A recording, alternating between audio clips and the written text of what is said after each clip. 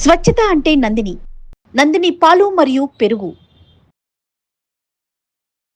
Nandini milk సమర్పించు Ugadi special ఎపిసోడ్కి స్వాగతం. Suman TV ప్రేక్షకులందరికీ ఉగాది శుభాకాంక్షలు.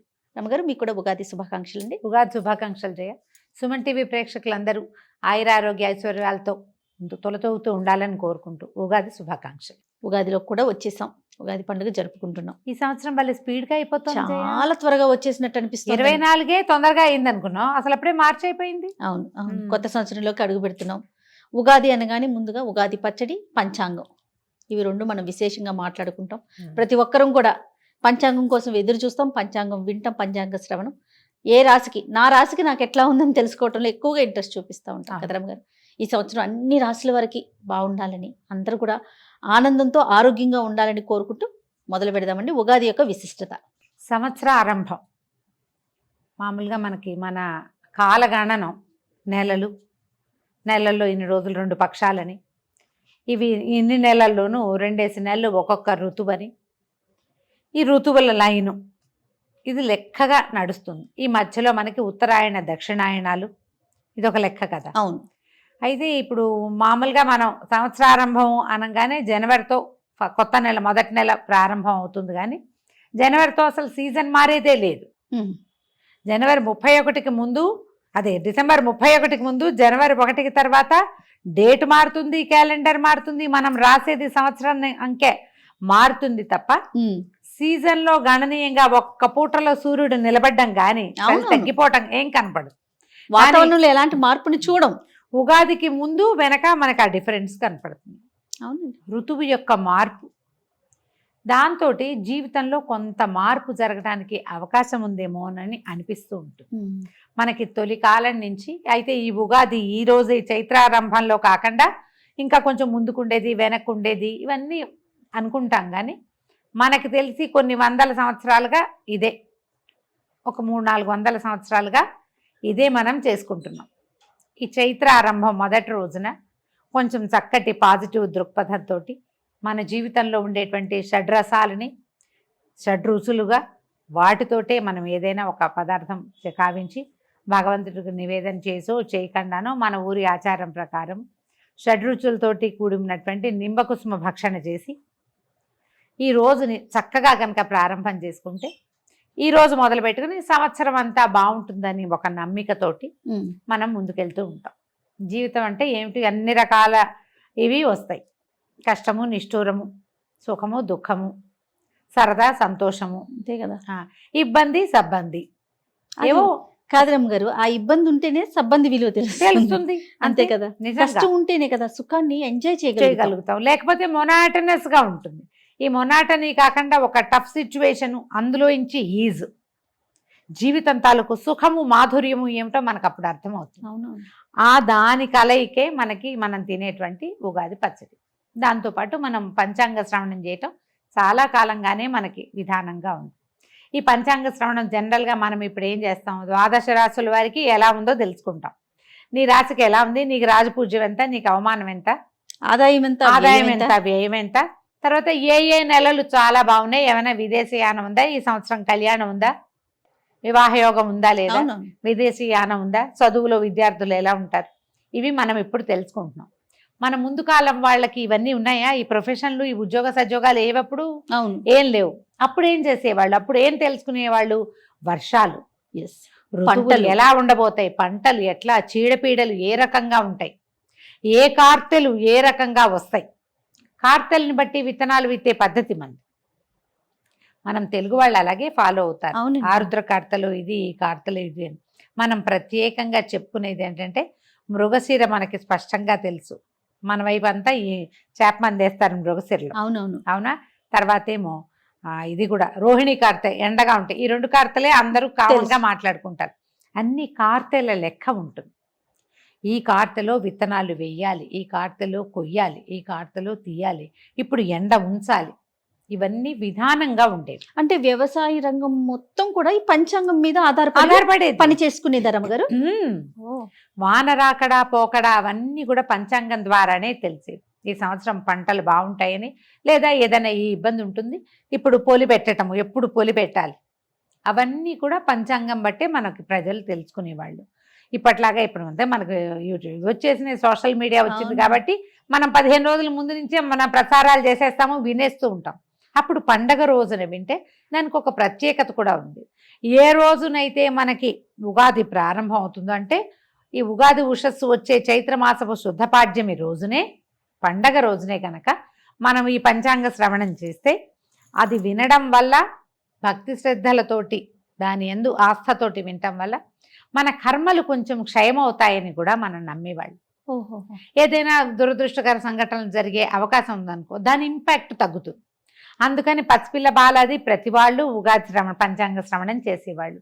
ఊళ్ళో చిన్న చిన్న ఊళ్ళల్లో అయితే ఓ గురువుగారు మాస్టారు, ఓ తెలుగు మాస్టారు, లేకపోతే ఆ ఊరి పురోహితుడు, ఆ గుడి పూజారి గారు ఎవరైనా నలుగురిని చేర్చి ఒక రచ్చబండ దగ్గర ఓ దేవాలయంలోనూ ఎక్కడో చోట ఉగాది పంచాంగ శ్రవణం చేసేవాళ్ళు. పురాతనమైన విధానం. మెల్లిగా ఊళ్ళు పెద్దవైనాయి, ఊళ్ళల్లో గురుగారులు మాస్టర్లు ఉపాధ్యాయులు ఎవరిదాని వాళ్ళు వెళ్ళిపోతారు, ఎవరు ఉండరు, పుస్తకాలు వచ్చాయి, మన పంచాంగం మనమే చదువుకోవటం. సోషల్ మీడియా వచ్చాక ఏముంది, ఆ 7-8 మంది గురువుగారులు ఎవరి మొహం నచ్చితే వాళ్ళది మనం వినొచ్చు చక్కగా. అంతే. పండగ రోజున వినడం మంచిది. ఓకే. పంచాంగ శ్రవణం ముఖతః వినే అవకాశం ఉంటే మరీ మంచిది, మీకు అవకాశం ఉంటే కనుక. అది వింటే ఏంటంటే మన గ్రహాలలో దోషాలు ఇబ్బంది ఉంటే అది పెద్దది అయిపోకుండా చిన్నది కొంత తగ్గుతుంది. మనం ఆ రోజే తెలుసుకుంటాం ఇవి చెయ్యాలి, గురువు బలంగా ఉన్నాడు లేదా గురువు వీక్గా ఉన్నాడు, బుధుడు పలానా చోట ఉన్నాడు, శనిగ్రహం వల్ల ఈ సమస్య వస్తుంది తెలుస్తుందిగా. దానికి ఏదైనా ప్రతిక్రియ చేయాలని ఒక సంకల్పం కూడా కలుగుతుంది. జనరల్గా పండగ రోజున ఏదైనా సంకల్పం చేస్తే ఆ పని జరుగుతూ ఉంటుంది. అందుకని ఉగాది పండగ రోజున కొట్లాటలు గొడవలు పెట్టుకోకండి, పొట్లాడుకోవద్దు, ప్రతిదాన్ని చిలికి గాలివాన చేసుకోవద్దు. సంవత్సరానికి మొదటి రోజు ఈ రోజు బాగుంటే సంవత్సరం అంతా బాగుంటుందనే నమ్మకంతో ఉండండి. బాగుంటుంది అని నేను చెప్పట్లేదు, నమ్మకం మీరు నమ్మాలి అది. అందుకని ఇవాళ ప్రశాంతంగా ఉందాం, ఇవాళ చక్కగా మంచిగా వండుకుని తిందాం, నలుగురు స్నేహితుల్ని కలుద్దాం, నలుగురు చుట్టాలతో పెద్దవాళ్ళతో తాత మా అమ్మ మేనత్త వాళ్ళతోటి ఫోన్లలో అయినా 4 మంచి మాటలు మాట్లాడదాం, అమ్మా నాన్న కొంచెం సేవించుకుందాం, కాస్త ఏదైనా చదువుకుందాం, ఏదైనా కొత్తది నేర్చుకుందాం. ఏదైనా చదువుకోదలుచుకుంటే ఈ రోజున స్టార్ట్ చేసుకోవచ్చు. నేను కూడా యోగ వాసిష్టం మొదలు పెట్టాలనుకుంటున్నా, పుస్తకం తీసి పెట్టాం కానీ ఇంకా స్టార్ట్ చేయలే. ఉగాది నుండా దాంతోపాటు సౌభాగ్య భాస్కరం, ఆ 2 పుస్తకాలు ఉగాది నాడే స్టార్ట్ చేయాలని పుస్తకాలు రెడీగా పెట్టాయి. ఊరికే అప్పుడప్పుడు పేజీలు తిరగేసినా కానీ సాంగంగా మొదటి నుంచి స్టార్ట్ చేయాలి. ఏ కొత్త పుస్తకమైనా చదువుకోవచ్చు. మీ ఆలోచన ప్రకారం చేయండి. ఏదైనా మ్యూజిక్ ఇన్స్ట్రుమెంట్స్ నేర్చుకోదలుచుకున్న వాళ్ళు, కొత్త కోర్సుల్లో చేరదలుచుకున్న వాళ్ళు, వీళ్ళందరూ కూడా ఈ రోజున మొదలు పెట్టుకోవచ్చు. రోజు మంచిది కాబట్టి ఇట్లా స్టార్ట్ చేసుకోవచ్చు. మనం షడ్రుచులు అని చెప్పేటువంటి ఉప్పు పులుపు తీపి కారం చేదు వగరు ఈ 6 రుచులతో కూడినటువంటి ఉగాది పచ్చడిని తీసుకోండి పొద్దున్నే. మీ ఊళ్ళల్లో మీ ఇళ్లలో ఎలాంటి పద్ధతి ప్రకారం ఈ పచ్చడి చేస్తారు ఆ రకంగా తీసుకోండి. పొద్దున్నే లేవగానే అభ్యంగనం చేయండి. సొంతంగా అభ్యంగనం చేస్తే మంచిది. ఇంట్లో ఎవరైనా పెద్దవాళ్ళు నుండి మన నెత్తి మీద నూనె పెట్టి కాస్త మొహాన ఒక కుంకుమ బొట్టు పెట్టి నెత్తి మీద నూనె పెట్టి ఓ హార తెచ్చి స్నానం చేయిస్తే పిల్లలకి పెద్దవాళ్ళకి కూడా, ఇప్పుడు మీ వయసు వాళ్ళకైనా అమ్మలు ఇంట్లో ఉంటే అమ్మలు ఉన్న వాళ్ళు అదృష్టవంతులు కదా, వాళ్ళతో ఏదైనా ఒక 2 అక్షింతలు వేయించుకుని స్నానం చేసి సంవత్సరం అంతా బాగుంటుంది. అదొక పద్ధతి. మీరు కావాలంటే అలాంటి పద్ధతిని అలవాటు చేసుకోవచ్చు. మేము పిల్లలు పుట్టినరోజులు ఖచ్చితంగా చేస్తాం జయ. బొట్టు పెట్టడం, నెత్తికి నూనె పెట్టడం, పండగ రోజు కూడా బొట్టు పెట్టడం, కాస్త నెత్తికి నూనె పెట్టి 4 అక్షింతలు వేస్తే మంచిది, శుభం కదా. పూజ చేసుకోవటము, దేవతార్చన ఏదైనా మన ఇంట్లో అలవాటు ఉంటే ప్రార్థించే పద్ధతి ఏది ఉంటే ఆ ప్రార్థనా విధానాన్ని అవలంబించటము, ఎవరికైనా ఏమైనా చేసి పెట్టడము. ఈ కొన్ని చోట్ల ఏంటంటే అమ్మవారికి నివేదనలు చేసే విధానం కనపడుతుంది. ఈ గోదావరి జిల్లాలు ఆ వైపు, తర్వాత ఏమో శ్రీకాకుళం జిల్లా ఇటు మన ఇటువైపు ఉత్తరాంధ్ర వైపు కూడా అమ్మవారికి ఉపారాలు ఎత్తటం అంటారు. ఉపారము అంటే ఉపాహారం అన్నమాట, బహుశా ఉపారాలు ఎత్తటం అనే అంటారు. మా అత్తవారింట్లో ఏం చేస్తారంటే అమ్మవారి నివేదనని చేస్తారు ప్రత్యేకంగా. ఇక్కడ కూడా ఉంటాయి అట్లా కొన్ని ప్రాంతాల్లో. ఏంటంటే ఇప్పుడు గంగానమ్మకి అవి పెడతారు చూడు, అమ్మకి పెట్టుకుంటారు. అట్లా పండగ రోజున అమ్మవారికి పెట్టే విధానం కనపడుతుంది. ఇప్పుడు ఏంటంటే మనకి ఇది సీజన్ మారుతుందా, ఈ వేపపూత కాలంలోనూ అప్పుడు స్కిన్ ప్రాబ్లమ్స్ వస్తాయి, అనారోగ్యాలు వచ్చే కాలం ఇది. అవును, వేపపూత అంటారు ఇంకే అట్లమ్మ అలాంటివి వస్తాయి. అందుకని ఈ అమ్మవారికి ఏదైనా బోనం ఎత్తటం అలాంటివి చేస్తారు. మేము ఈ పద్ధతులు మీకు అలాంటివి ఉంటే చేయండి. ఒకవేళ లేదు మేము చేయదలుచుకున్నామంటే చాలా సింపుల్ మెథడ్. మామూలు మనం వంట చేసుకోవడం పప్పు, కూర, పులుసు 4 పదార్థాలు వండుకోవటం. తర్వాత పాయసము, పులిహార, గారెలు, బూర్లు, పొంగు బూర్లు, ఇవి 5 రకాలు. ఓ 5 మామూలు అన్న రోజువారీ ఆహారం కాకుండా ఇవన్నమాట. ఆ, ఇవన్నీ 2 ఆకుల్లో సర్ది, అంటే మనం ఏమన్నా వడ్డించి ఉమ్, అమ్మవారికి నివేదన చేస్తాం. ఓహో, ఈ అమ్మకు కూడా మన రోజువారీ దేవతార్చన దగ్గర కాకుండా కొంతమంది అక్కడ చేసుకుంటారు. మా వాళ్ళు ఏం చేస్తారంటే ఒక గోడకి బొట్టు పెడతారు. ఒక ఉమ్, 3 అదే పసుపు గుండ్రంగా రాసి 3 కుంకుమ గీతలు గీస్తారు, 4 బొట్లు పెడతారు. అది చూసేసరికి మనకు ఒక జేజ్ ఫీలింగ్ ఫీల్ వస్తుంది. వస్తుంది. ఆ, అక్కడ ఒక దీపారాధన చేసుకోవటము, వంట ఇంట్లో గోడ దగ్గర ఎక్కడైనా చేసుకోవచ్చు. కాస్త అగరబత్తులు, ధూపం వేయటము. తర్వాత ఈ 2 ఆకుల్ని అమ్మవారికి నివేదన చూపించటం. ఒక ఆకుని చాకలికి ఇస్తారు ఊళ్ళల్లో, అదొక అలవాటు ఉంటుంది. ఇళ్లలో బట్టలు ఉతికే అలవాటు ఉన్న వాళ్ళు ఉంటుంది. ఉంటారు కదా ఆ. కొన్ని ఊళ్ళల్లో. అవకాశం ఉంటే అట్లా ఇవ్వటం.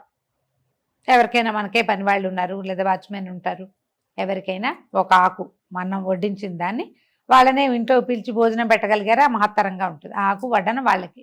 2వ ఆకు గృహస్థు భోజనం చేయొచ్చు, గృహలక్ష్మి అయినా చేయొచ్చు, గృహస్థ అయినా చేయొచ్చు. ఇంకా అది నివేదన కింద అనమాట. ఇలా చేస్తారు. అలవాటు ఉంటే చేసుకోండి. ఈ ఉపారాలు ఎత్తడం కూడా అమ్మవారికి విశేషంగా చేసి అన్ని గారెలు, బూర్లు అవి చేసి 9 రకాలు కూడా పెడతారట. ఆహా, కొన్ని పద్ధతులు. అది ఏం లేదు, మనమే ఏదో చేసుకుంటాం, బొబ్బట్లు అవి ఇవి స్వీటు హాటు చేసుకుని 2-3 ఫ్రెండ్స్నో చుట్టాలనో పిలుచుకుని భోజనం చేయొచ్చు. మనమే ఉన్నాం, మనమే 4 షడ్రసోపేతమైన భోజనాలు చేసుకోవటం, హాయిగా నవకాయ పిండి వంటలు అవిను భోజనం చేయటం, చుష్టుగా చక్కగా తాంబూల సేవనం చేయటం.